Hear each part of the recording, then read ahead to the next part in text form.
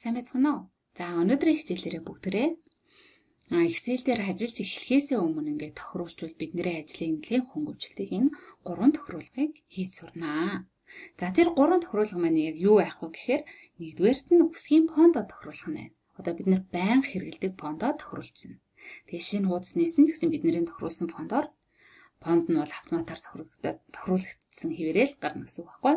За хоёрдугаарт нь болохоор бүгдээрээ автоматар хадгалдаг. Одоо зарим тохиолдолд бид ингээд нөгөө хадгалгаа мартангууд ямар нэгэн байдлаас л компьютер унтрах ч юм уу заримдаа файлаа самдгүй байдлаар хаагаад бид нарын бичсэн ингээд юу ячдаг шүү дээ. Устчдаг шүү дээ.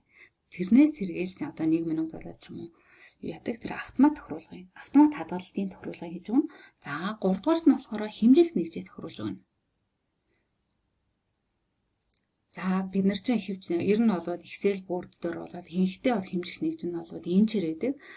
Бид нэр монголчуудын хувьд бол сантиметр мөн миллиметр гэсэн хэмжих нэгжийг бол илүү төлхөө хэрэгэлдэг. Тэгэхээр бид нар хамгийн түрүүнд одоо хэрэгэлдэг тэр нэгжээ бол тохируулж өгөх хэрэгтэй. За одоо бүгдээрээ нэг эдгээрийг хэрхэн тохируулах юм бүгдээрээ харъя. За хамгийн эхлээд хийх зүйл маань бүгдээрээ үсгийн фондо тохируулах. За үсгийн фондо тохируулахын тулд бид нэр файл гэдэг энэ tab. За энэ дээгүүр гарч байгаа эднэрийг ерөнхийдөө бол tab гэж нэрлэдэг тийм ээ. За файл гэсэн табн дээр дараад энэ options гэснийг сонгоно. За тэгэхээр ийм харилцах цонх гарч ирж байна. За энэ general гэдгийг сонгоод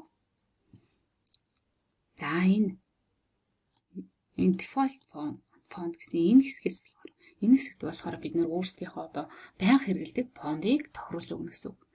За бичиг баримт боловсруулах юм стандарт гэж байдаг Монгол улсын. За тэрхүү стандартад болохоор ер нь Arial Times New Roman-ыг бол зөвшөөрдөг. Яг тийм тэр хоёр фондыг ашиглаж ер нь бичиг баримтаа үлдээрэй гэж бол зааж өгсөн байдаг. За тэгэхээр бид нэр энэ дээр Arial-ыг тохируулаад өгье. За Arial За үсгийн фонд тухай стандарт зааснаар бол Arial-аар бичиж байгаа тохиолдолд 11-ээс 12-ыг болж зөвшөөрдөг. За тэгэхээр энэ дээр 11-ийг бичээд өгч байна. 10-аас 12 ч уучлаарай андуурсан байна. За тэгээ ингээ фондо тохируулчлаа.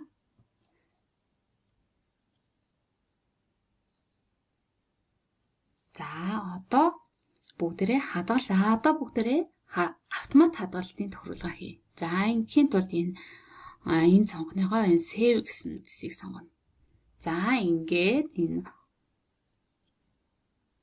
баруун гарч байгаа цонхноос за энэ болохоор 10 минут тутамд болохоор автоматар хадгална гэсэн юм тохируулга байна тийм ээ. За бид нэр энийг 1 минут тутамд гэж байна. За 1 минут болоод гараас одоо та өөрөө хадгалах товчийг дараагүйсэн гэсэн Excel автоматар ингээд хадгалаад явна гэсэн үг байхгүй юу? Хамгийн багадаар ингээд хийдэг. За энийг ингээд тохируулчлаа. За 3 дахь тохируулга маань болохоор хэмжих нэгжээ тохируулна тийм ээ. За хэмжих нэгжээ тохируулахдаа энэ advanced гэсэн сонгоно. За доошоо гүйлгээд за энэ ruling units гээд за хэмжих нэгжийг шугамын хэмжих нэгжийг тохируулах. За энэ дээр инч гэж байна тийм. Бид нэр одоо сантиметр мөн миллиметр гэсэн хэмжээсийг төлхөө хэрэглэдэг тийм ээ. Тэгэхээр энэ дээр одоо бүгдээ миллиметр гэснийг нь сонгоод өгчээ. За ингээд окей. За энэ болохоор одоо та үсгийн фондоо ингээд автомат default фондыг өөрчилсөн. Тэр өөрчилсөн болохоор ингээд Excel-ээ хаагаад дараа нь ачаалгаад харагданаа гэж байна. За ингээд 3 тохируулга хийчлээ одоо бүгдээ Excel-ээ хаагаад шинээр